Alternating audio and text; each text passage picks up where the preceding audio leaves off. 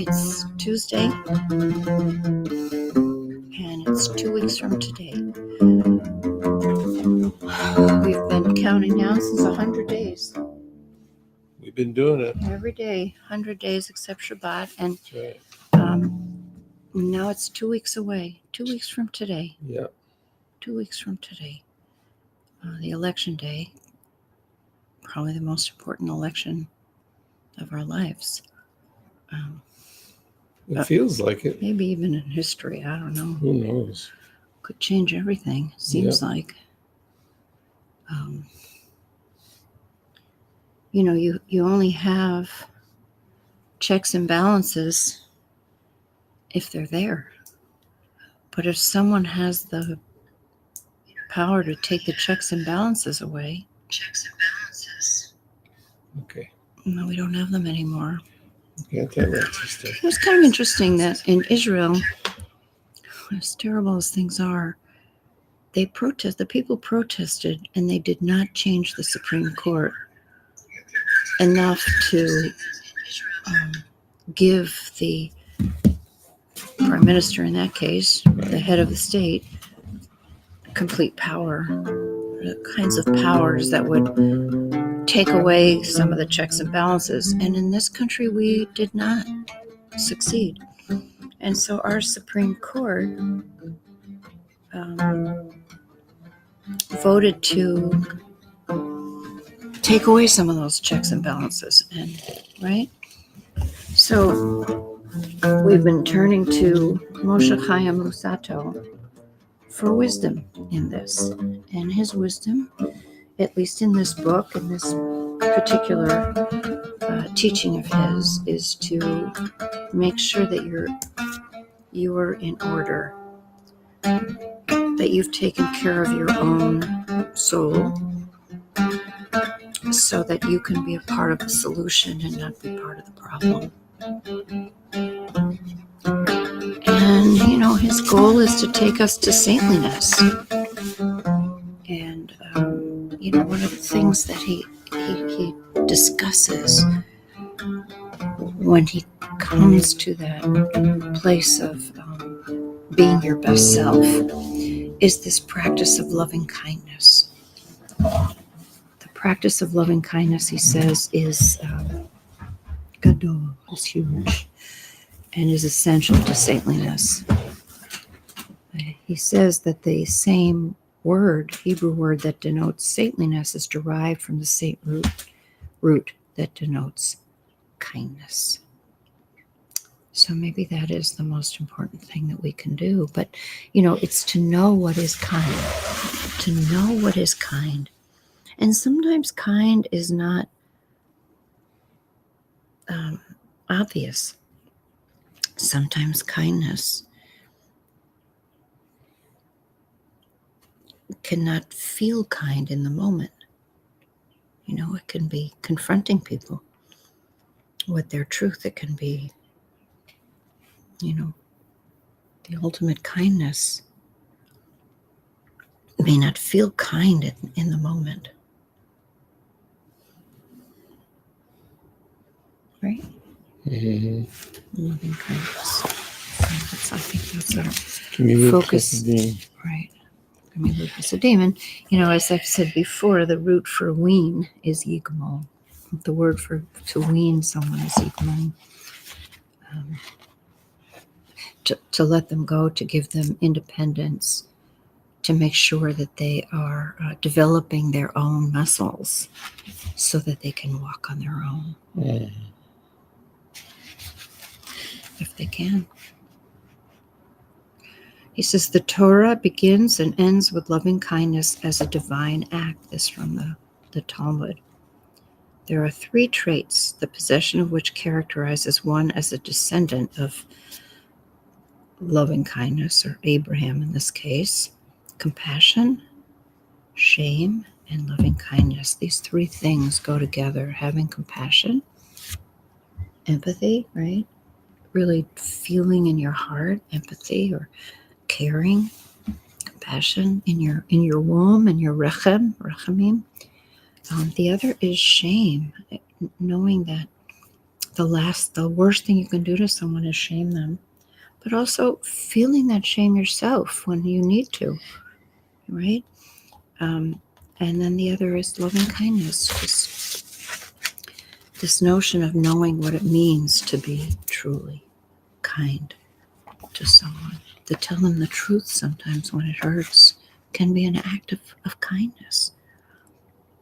To let someone fall so that they develop their own skills can be an act of kindness. So to know what it means to be in that place of truly acting out of loving kindness. And Hasidic, it has not not only that yigmol word, right, the letting go, the freeing, the flying, but Hasid, that notion of piousness. It takes a pious person to truly be kind, I think is what it's telling us, right? I'm gonna read a section from a longer piece I wrote in my book that wrote me, actually. It had written me. It's one of the few pieces that I've written that came out rhymed in large portion. I don't know what that was about. And I rewrote it.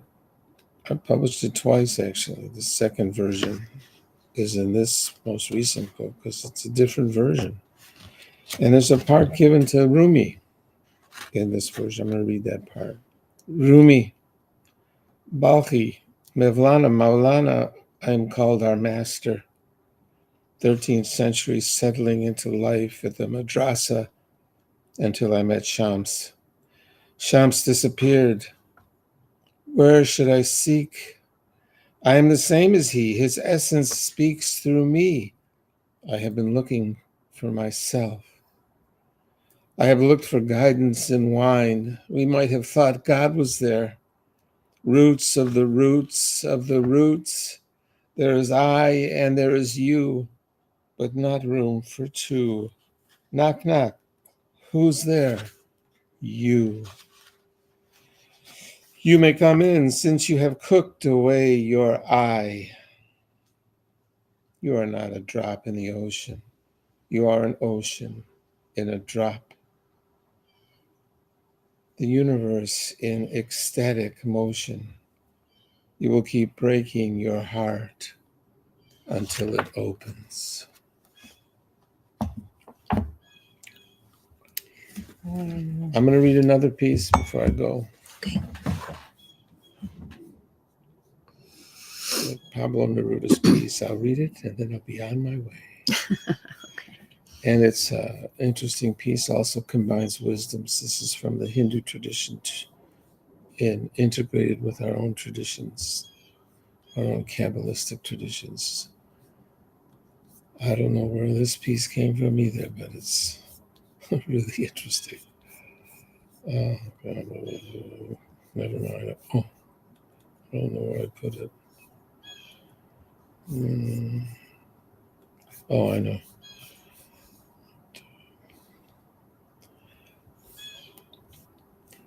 Here we go. Listen to this one. This is a good one. Okay. Called Roots Above. I'm going to annotate this a little bit. We talk about in Kabbalistic circles, roots above, that there's an anchoring in our reach. And there's a correspondence between reality or truth in a spiritual sense and truth in a experience, worldly, material, physical sense. As it is there, so it is here. As it is here, so it is there. When the upper root and the lower root find each other, they meet at the inner point of truth. This is language from the Sfas Emes. Sfat Emet. When the upper root and the lower root find each other, they meet at the inner point of truth. Also, Emerson, inwardliness. Ralph Waldo, inwardliness. When the upper root and the lower root find each other, they meet at the inner point of truth. Once immortal, he lives among humans, he remembers his divine powers. The inner point of truth will open onto everything, and it will be a secret, generous wisdom. I saw him carrying a mountain. The inner point of truth is like a chute into everything, within and around, a seamless version of the whole, and every individual will feel like a version of God. Hanuman, the monkey god, opened up his chest to show on every tissue in his body is written Ram, God. Mm. There's two voices there. One voice is from the Hindu tradition, one voice is from the Svasanas. I love that. Yeah, it's a good one. I think that's so much of the humility that we need for today. Recognizing that there's no either or, it's only and we have to find the beauty. I mean, that's part of loving kindness too, right? Yeah, and we're preparing ourselves. This whole activity of ours here is in preparation for some important decision making, really significant decision making, and to be present and attentive to our lives in context. Not only our life here, but our lives in context. And just what to prepare for. That's why we started this almost 100 days ago, and we're going to continue it until 2 weeks from now. Yeah, 2 weeks from today. And in Missouri, you can do early voting starting today. It's a very long ballot in Missouri. Yeah, so do your research. Got to do the research. I found it really helpful. League of Women Voters. I think it's really important to print out your ballot before you go because it's so long, and there are many, many judges. One way that might be helpful to choose judges to see who appointed them. Pay attention to who appointed them, and if you need that information, I'm happy to share it. We've done our research here.